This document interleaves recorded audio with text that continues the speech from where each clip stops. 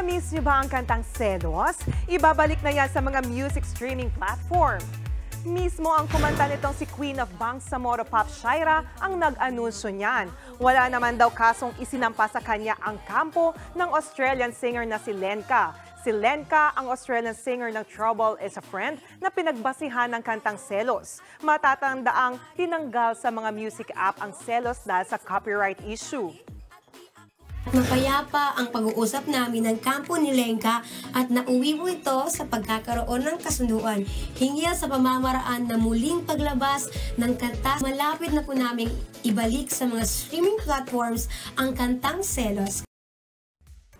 Mga kapatid, Jania Lipon po, laging maging updated sa latest sa entertainment and lifestyle para maging una sa balitaan.